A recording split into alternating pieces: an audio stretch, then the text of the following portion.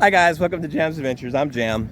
We're still in Orange Beach, not our typical adventure stuff or traveling channel, but this is important.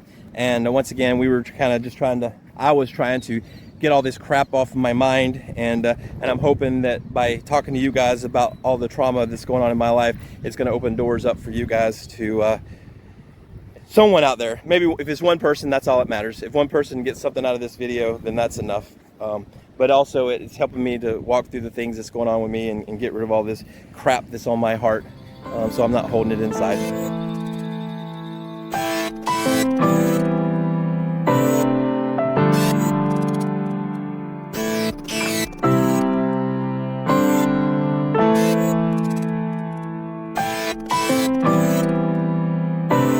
In this video, we were going to talk about what it's done to my wife and where my wife's at with all this, and why my wife's not talking to me right now after 24 years of marriage, and after looking in her eyes every day of our life and telling her I love her and seeing a sparkle in her eye. Now there's no sparkle. Now it's darkness. She can't look at me. And how did we get to that point? And I've talked about, from the religious perspective, that good, bad, good, evil, curses and blessings, and why my life has been greatly blessed, it's also been greatly cursed. The curses aren't from God, though. The curses are from me not listening and doing the things that I need to do, and letting things in life get me down to the point where I just did not appreciate life anymore. I thought the world sucks. I'm mad at the world. I blamed God a little bit. I'm mad at God because of this. But here's what really struck it for me. While I'm going through the last 6 months, while I'm going through all this, and me and my wife have actually been trying to talk and figure some things out, and neither one of us knows what to do about the depression that I'm having, and my depression is really affecting her, because my depression is keeping me from being productive. My depression is keeping me sleeping a lot. My depression is keeping me from helping the kids. So my wife is taking up all this slack. I'm asking her for help. I'm trying to talk to her, and she's telling me she doesn't know how to help me. And eventually my depression just comes to a point where I look at her and say, Steph, I don't even know if I want to live anymore. And this is just too much. Why has life got to be this crappy? And why is everything always got to be bad? And by the way, it's not. I was being dramatic, right? But at that moment, I did feel that way. But I was being dramatic. But at that moment, I was in a dark place. And she looked at me and she said to me, I don't know what to do either. I'm in a dark place. I don't want to live either, because this is too much. So we're both looking at each other saying the same thing, right? So that should have changed my perspective, right? I should have had some empathy, but what happens? No. Now my depression sinks in deeper, because now I'm like, oh my God, she's my strength. I'm reaching out to her. I'm asking her for help. I'm expecting her to give me some positivity. I'm expecting her to tell me she loves me, that it's okay, everything's gonna be okay. But she doesn't respond. Instead, she reaches back and says the same thing I'm saying, that she's depressed, that she's lonely, that she's mad at the world and all this stuff, and that she doesn't know how to live, because she doesn't understand why is life so hard. She doesn't want to live. So we're sitting here looking at each other, and that starts to drive a wedge between us. Because now I realize the strongest person, my best friend, the strongest person in my life, who's always been there and always sort of had answers and always been able to help me through all my situations, now she's telling me she can't help me. And not only that, she's in the same situation. So now now I start to blame her and be I'm a little mad at her, right? Because this is crazy. No, you can't be depressed. It's my turn to be depressed. You can't be depressed. You're supposed to be helping me. You can be depressed after you help me get through this and help me figure out how to do this. But that's not how I felt. It caused me to start to feel bad. But here's the thing. She started to feel bad. And here's the thing. In a marriage, in a biblical marriage, husbands are the head of the household. What that means is it's our responsibility to be the strength. Ladies, wives, are the glue that holds the family together. So as long as we're under God's umbrella and I'm being the strength and my wife's being the glue, things work out, right? And God's plan. Okay, well, here's the problem in our marriage. I'm the strength, but I have no strength, and my strength is failing me. My wife's the glue, but my wife is not being sticky anymore, because my depression is rubbing off on her, and now instead of having empathy for me, she's blaming me for her depression, right? And I'm also blaming her for my depression, because she's the strength.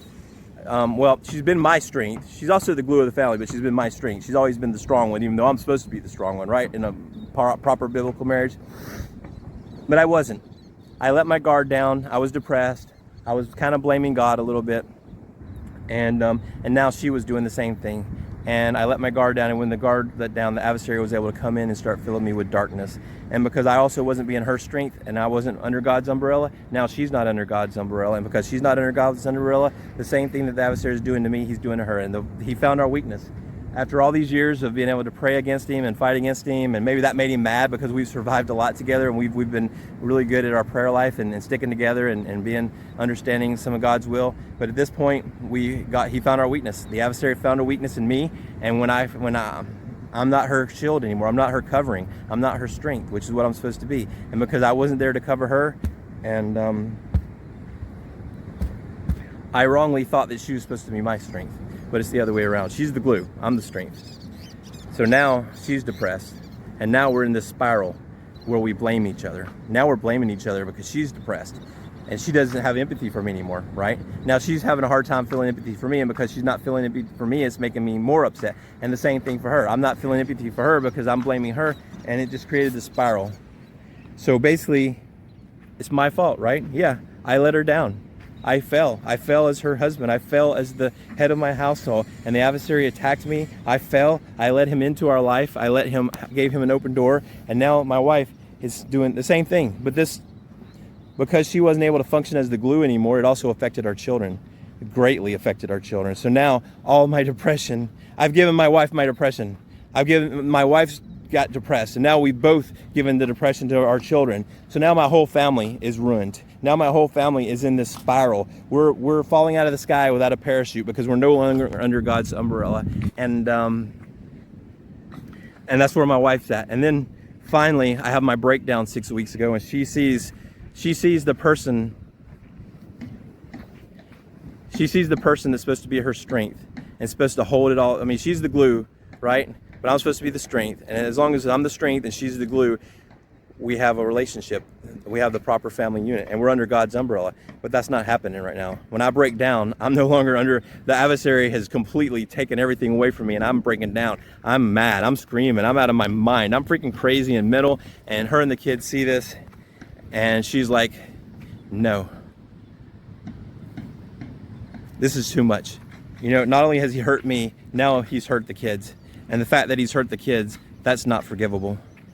So now that I've caused my depression to pass to her and on to the kids, she's probably willing to forgive me a little bit for some of that, but she's not willing to forgive me for the kids. And once she saw the kids being affected by it, which is what happened that night, I'm done.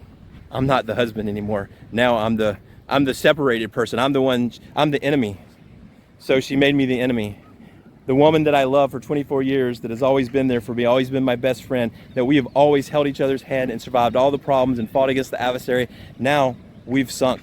We've sunk so low that the adversary has defeated both of us. I'm depressed, and she doesn't want me around anywhere because I'm not the strength anymore. I'm the enemy. I'm the reason that all these problems are in our life. Now it's not just now it's not just the things I actually do. Now everything, right? So because she goes to this dark place, now everything's our whole marriage, basically. So now here's our thinking. Now our marriage is sunk.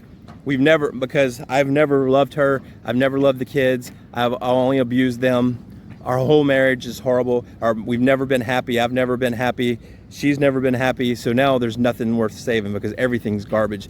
Because that's what depression and darkness does. It covers everything up, even the good. So even though we've had a good relationship, we had a good life, that doesn't exist in her mind right now. And here's the other thing. I survived the last 6 weeks. I have survived the last 6 weeks thinking about every good thing in our marriage, thinking about all the good times I had with my kids and my wife, and that's been my strength to fight for her marriage. But while I'm trying to fight for her marriage, my wife's in a different space. My wife has all these evil thoughts and everything I've ever done wrong and everything the kids have ever done wrong. So they're all sitting around making this big pile. So they have this big, huge list of all the things I've ever done wrong to all of them, and they have all of it. How many people is that, by the way? 9 children and a wife. So 10 people. 10 people are sitting down right now making a list of every single thing I've ever done wrong for 24 years. You think that's a lot? You think I messed up a lot in 24 years with 10 people? Oh yeah. So now there's this big pile of SHIT that I've created. It's all my crap. But because that crap pile is so big, it's on everything, even the good stuff. So now there is no more good stuff in our life. Now everything is that. Everything's got crap on it. Everything I've ever done, good or bad, is crap. And that's where my wife's at right now. That's where my kids are right now. They're covered in crap. My crap. 24 years of crap. But I'm also covered in crap because now they're dumping it. They're like, here, you have your crap back. They have these buckets and these 24 years of 10 people's buckets of 24 years of crap, and they're all throwing it on me right now. So it's knives, right? Everybody's throwing knives at me. And here I am at my most vulnerable point. I've already had a breakdown. I'm already going through all this stuff. And now there's all these buckets of crap that I created that I've thrown on everybody else. Now they're throwing it back on me. So now I'm covered in 10 years, 24 years worth of crap times 10. That's a lot of crap. Okay. So here's the second part of this story. While this is going on the last 6 weeks, for the last 6 weeks, that's what I've been going through therapy, trying to figure out how to dig myself out of all this crap. My wife is not wanting anything to do with me. My wife is not wanting to talk about marriage. I'm trying to remind her of all the good things, but by reminding her of the good things, it's making her mad because right now she thinks everything's bad. So right now I'm a liar. Right now Right now I'm being abusive by reminding her of the good things, right? Because what I'm trying to do is manipulate her and make her think that everything's okay when it's not okay and that I'm not going to change. And all I'm doing is manipulating her because I'm a manipulator. I'm abusive. I gaslight her. I am a narcissist. By the way, I want to talk about that for a second. A narcissist is a person who uses everyone's feelings against them for his own good, and it does make him happy. A narcissist is an evil person that lives off of other people's pain. Well, I am the opposite of that. I have my heart on my sleeve, and other people's pain affects me greatly. As a matter of fact, I have to learn to protect myself because I take everyone's pain. So here's the thing, when I'm hurting my family, right? When I'm not purposely hurting my family, but I see that I'm hurting my family, my hurt is hurting me, their hurt is hurting me. So remember, 10 people, right? So it's 10 times, not just one person. So I have 10 times this, and I wear my heart on my sleeve. So all these people that I'm hurting, all that hurt comes back on me. So yes, I'm throwing out hurt because I'm depressed, and I'm asking people to help me, and I'm hurting them because I'm reacting the opposite of what I should because I'm messed up. But because I'm throwing all my hurt on them because I don't want it, I don't want my hurt, I want to get rid of it, and I want them to help me. But in the process of me throwing my dirt, which is that crap, right, that SHIT, I throwing all my crap out, it hits them and gets on them, and now they're throwing it all back at me. But I wear it because I'm that person. I'm the person who takes everybody's pain. So I have all of this pain, my pain plus their pain. So it's 11 people's pain, my pain plus 10, right? So now all this pain is on me. So that's my problem. I don't know how to protect myself from other people's pain, and I wear other people's pain, and I take it on myself, and that's an issue. I don't even know what it's called. I know there's an issue, there's a name for it, but I don't know what that is. You guys probably know. So that's where we're at. That's not being a narcissist. That's the opposite. Not that I'm saying it's good. It's not good. It's bad. But that's who I am. I want to help people. I always want to help people with their problems, but I can't always help people with their problems. So because I'm always trying to help people with their problems, I take their problems on myself, and that's not acceptable. Because I can't do that. I'm digging myself in a hole that I can't get out of. Even though I'm trying to help, and I'm doing it in a good place, in a good space. But unfortunately, it's not necessarily what I should do, and it's not necessarily my job. You should listen to people and try to help them, but you should not make their problems your problems. That's the difference. And by making other people's problems my problems, it creates more problems for me. It creates more problems for my family. It creates a spiral. And it's an endless spiral of negativity and blame and hurt and pain. And that's what this is all about, hurt and pain. So that's where we are.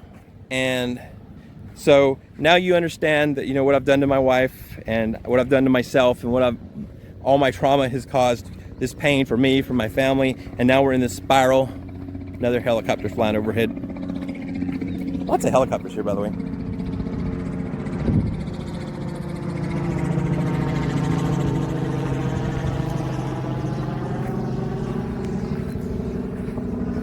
So now we're building a picture. We built a picture of how we got in this situation and how it's ruined my relationships and the people in my life. On top of that, in the last 2 weeks, while I've been here in Mississippi, my dad, who has cancer, has deteriorated, and he died in the last 4 weeks. And on top of my dad dying 2 weeks ago, we'll talk about that next episode, but all I want to say is this. My wife has not been able to empathize with me. My wife, who's my best friend during the worst time of my life, when I'm at the lowest point in my life, with my emotional health, with my family health, and then my dad dying, and my wife has not sat down and talked to me about my dad or had any empathy for me losing my dad. And that's my best friend. That's the only person in the world that I want to talk to, and she won't talk to me. So that's where I'm at right now. I have 10 family members with buckets of crap that I threw on them for 24 years, throwing all that crap on me, and in the middle of that, my dad dies. So that's the emotional health that I'm in right now. That's the emotional hell that I'm in right now. That's the blackness that's inside of me. So anyway, and if anybody prays out there, you guys can be praying for us, because that would be awesome. But I believe in prayer. But with that said, thanks for joining Jam's Adventures. I am Jam. I'm at Orange Beach. This was episode 5. Don't forget, we're going to keep showing adventure videos and things, but also I'm going to be doing these videos. So if you don't want to watch this video, that's fine. I'll have some travel videos and adventure videos up of us going to some awesome places on Jam's Adventures. But please like and subscribe. I appreciate you guys, and I'll see you guys on the next episode.